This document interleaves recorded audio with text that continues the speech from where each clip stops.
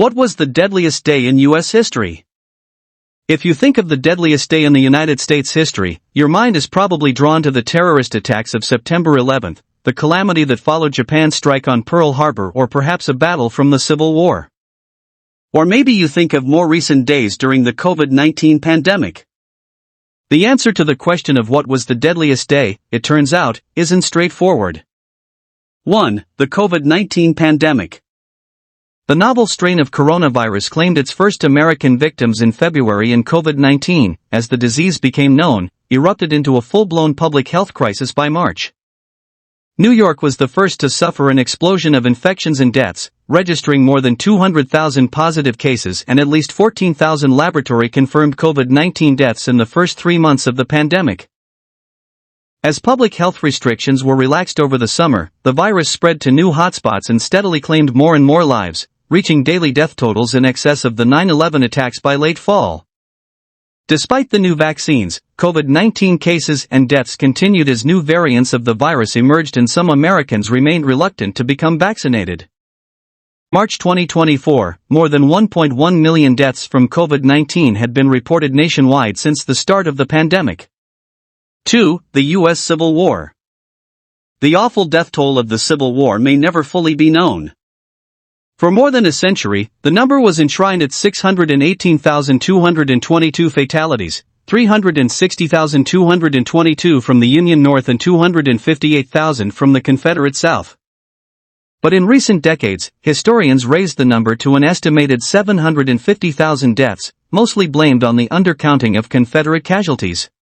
That higher figure, if it stands, represents 2.5% of the total U.S. population in the 1860s. If a similar war were fought today, it would claim more than 7 million American lives. The death and suffering inflicted by the Civil War is unequaled in U.S. military history. 3. The HIV/AIDS epidemic. In 1981, doctors began reporting mysterious cases of rare types of pneumonia and cancers among predominantly gay men in New York and California. The condition, which was later found in blood transfusion recipients and intravenous drug users, was given a name by the CDC in 1982, acquired immunodeficiency syndrome, or AIDS. Researchers soon identified the virus responsible for AIDS, human immunodeficiency virus, or HIV, but doctors struggled to treat the crippling symptoms of the disease, which included rapid weight loss, painful sores, and susceptibility to lethal cases of pneumonia. At its peak in 1995, the AIDS epidemic claimed more than 50,000 American lives each year. Thanks to safe sex campaigns and the advent of powerful antiretroviral therapies, HIV infections and AIDS deaths plummeted in the late 1990s, but AIDS-related deaths in the United States have held steady at between 10,000 and 15,000 a year. It's believed that roughly 700,000 Americans have died during the more than 30-year span of the AIDS epidemic. 4. The 1918 flu pandemic. The 1918 flu claimed an unfathomable 50 to 100 million victims worldwide, including an estimated 675,000 Americans. Wrongfully labeled the Spanish flu, the first confirmed case of this virulent strain of influenza was actually a U.S. Army cook stationed in Kansas in March of 1918. Spring fatalities from the 1918 flu were similar to the seasonal flu, but after the virus followed troop deployments overseas during World War I, it resurged in the fall with deadly vengeance. October of 1918 was the worst single month of the pandemic, claiming almost 200,000 American lives.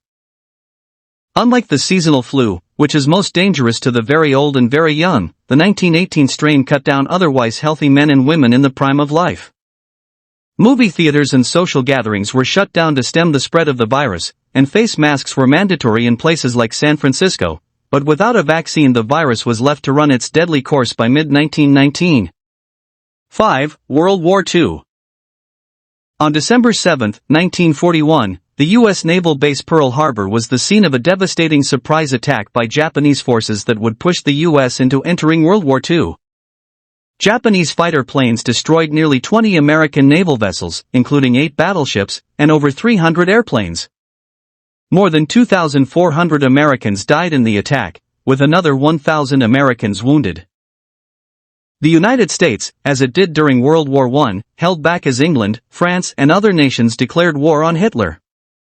But after the attack on Pearl Harbor in 1941, the US declared war on both Japan and Germany, and joined the Allies in the heroic beach invasion at Normandy, in which more than 4,400 Allied troops were killed in a span of days. At the Battle of Okinawa, the deadliest single battle for the United States, more than 12,500 American troops lost their lives on the rain-soaked rock. In total, 405,400 U.S. servicemen died in World War II, the deadliest American war waged on foreign soil. 6. World War I. Europe slid into war in 1914, but the United States, under President Woodrow Wilson, vowed to remain neutral in the foreign conflict. But after German torpedoes sank the passenger ship Lusitania in 1915, killing 120 Americans, public sentiment began to shift. The U.S. declared war on Germany on April 6, 1917, and deployed hundreds of thousands of conscripted young men to the trench-scarred battlefields of Europe to face German bullets and bayonets, tank artillery, poison gas and disease. A sobering total of 116,516 Americans died in the war to end all wars, which concluded with an armistice declaring Allied victory at exactly 11 a.m. on November 11, 1918. If the war had kept up a few hours longer, there wouldn't be many of us left to tell about it, wrote U.S. serviceman Harry Freeman in his journal entry for that fateful day. 7. The Vietnam War. America's long and unpopular war with communist North Vietnam began as a targeted military intervention and devolved into a decade-long war of attrition. As anti-war protesters took to the streets of America burning draft cards, millions of young men were shipped out to fight in the jungles and rice paddies of Southeast Asia against an unflagging enemy. A total of 58,220 servicemen gave their lives in the Vietnam War. The worst and bloodiest fighting spanned 1967 to 1969, when more than 40,000 American soldiers were killed in the months and years surrounding the Tet Offensive.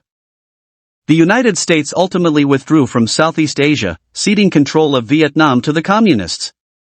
Today, America can regain the sense of pride that existed before Vietnam.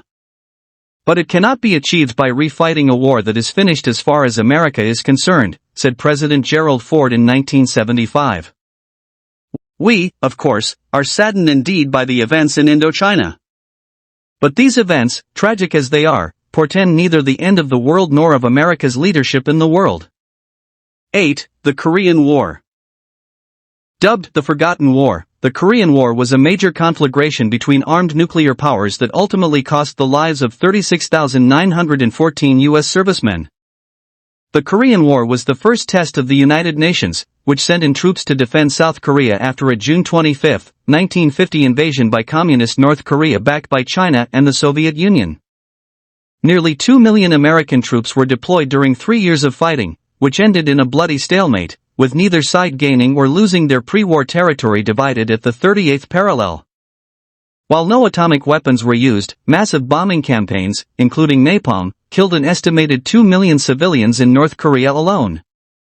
We eventually burned down every town in North Korea, and some in South Korea, too, said retired U.S. Air Force General Curtis LeMay.